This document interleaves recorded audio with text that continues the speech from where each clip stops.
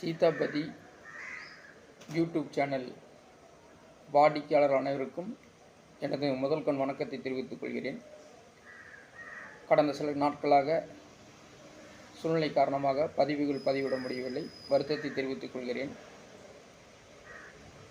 இன்று இறை சார்ந்த ஜோதிடம் சார்ந்த ஒரு பதிவை பதிவிட உள்ளோம்.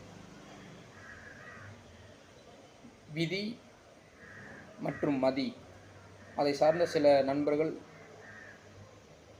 தொடர்ச்சியாக நம்மிடம் கேள்விகளை எழுப்பிக் கொண்டே இருக்கிறார்கள். அதன் அடிப்படையில் எனக்கு தெரிந்த விதி மற்றும் மதியை கொண்டு எவ்வாறு நம் மனித வாழ்வை முன்னேற்றம் அடையலாம் என்ற கருத்துக்களை எனது குருநாதர்கள் மூலம் நாம் கற்றுக்கொண்டதை சில விஷயங்களை உங்களுக்கும் தெரிவித்துக் கொள்கிறேன். இதன் அடிப்படையில் இன்று விதி மதி என்ற தலைப்பில் நமது பதிவிடுள்ளோம். இதை தொடர்ச்சியாக என் நண்பர் இந்த கேள்வியை கேட்டதற்காக அவருக்கு கொடுத்த பதிலை நான் உங்களுக்கு அந்த விளக்கத்தை இந்த பதிவில் பதிவிடுள்ளேன். முதலில் என் நண்பர் விதி பெரிதா மதி பெரிதா இந்த கேள்வியை என்னிடம் எழுப்பினார். இதற்கு நான் கொடுத்த பதில் இரண்டும் பெரிதுதான் என்று அவருக்கு பதில் கொடுத்தேன். அவர் என்னிடம் இந்த பதிவில் தெளிவாக கூறுங்கள், விதி பெரிதா மதி பெரிதா என்பது குழப்பமாக உள்ளது, அதனால் தெளிவான பதிலை கூறுங்கள் என்று திருப்பி என்னிடம் உரையாடினார்.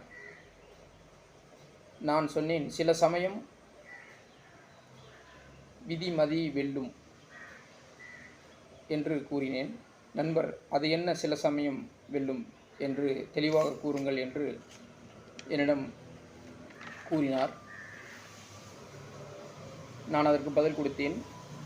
விதி இறக்கப்பட்டு சரி போ என்று விட்டுவிடும் வேளைகளில் சில சமயம் மதி வெல்லும்.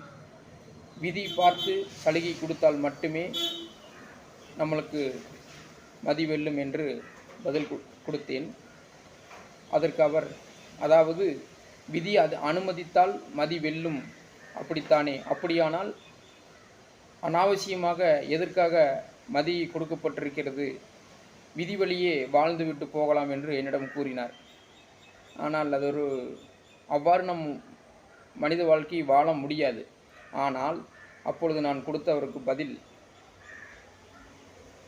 விதி வெல்வதற்காகவோ தோற்கடிப்பதற்காகவோ மதி கொடுக்கப்படவில்லை. விதியை புரிந்து கொண்டு வாழ வேண்டும் என்பதற்காகத்தான் மதி கொடுக்கப்பட்டுள்ளது என்ற பதிலை கூறினேன். அதாவது விதி நம்ம எப்படின்னா, நம்ம எடுத்துக்கணும்னா, அந்த மதி நம்மளுக்கு எதுக்காக கொடுத்துருக்குறாங்க அப்படின்னா, இயற்கையாகவே ஒரு மனிதன் வாழ்க்கையில் நம்ம விதிப்படி தான் வாழணுங்கிறது கடவுள் அமைப்பு.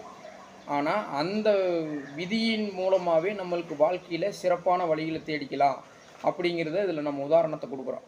எப்படின்னா, அந்த விதியை புரிஞ்சுக்கிட்டு அந்த விதியின் படியிலே போய் நம்ம வாழ்ந்துட்டுனா தான் அது மதின்னு சொல்கிறோம். அப்போ நம்ம எதிர்த்து வாழ்கிறோன்னு சொல்லலை. அந்த விதி பயன் என்னவோ அந்த விதி பயன் கர்மாவை நம்ம குறைச்சிக்கிறதுக்கு என்ன வழிகளோ அந்த வழிகளை தெரிஞ்சுக்கிறது தான் மதி அப்படிங்கிறது கொடுக்கப்பட்டிருக்குது கடவுள். அதை மதியால் வென்றெடுத்துடலாம் அப்படிங்கிறது இயற்கையாக அது கிடையாது. அந்த விதியின் அடிப்படைக்கு உள்ளே போய் அந்த விதியின் அடிப்படை மூலமாகவே நம்ம போய் நம்ம மதி கொண்டு அதன் வழியே வாழ்ந்துக்கிட்டோம்னா விதியை மதியால் வெல்லலாம் அப்படிங்கிறதுக்கு ஒரு மிகப்பெரிய உதாரணம் இதுதானுங்க. அதாவது விதியை வெல்வதற்காகவோ தோற்கடிப்பதற்காகவோ மதி கொடுக்கப்படவில்லை.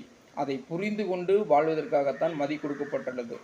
அப்போ நம்ம வாழ்க்கையில் ஜாதக ரீதியாகவும் இல்லை நம்ம வாழ்க்கை ரீதியாக வரக்கூடிய அனைத்து துன்பத்தை எச்சாக்கிறதுக்கு நம்ம தான் காரணம். அதே மாதிரி இன்பத்தை எச்சாக்கிறதுக்கு நம்ம தான் காரணம். இதில் எதுன்னு தேவைன்னு புரிஞ்சுக்கிட்டு அதை நம்ம ஈஸியாக வாழ கற்றுக்கிட்டோம்னா நம்ம வாழ்க்கையை மதிகொண்டு வாழ்ந்து விடலாம் என்பதே என்னுடைய பொருள். என்னால் தெரிஞ்ச அளவுக்கு இதுக்கு பதிலளிச்சிருக்கிற நன்றி. மீண்டும் அடுத்த பதிவில் சந்திப்போம்.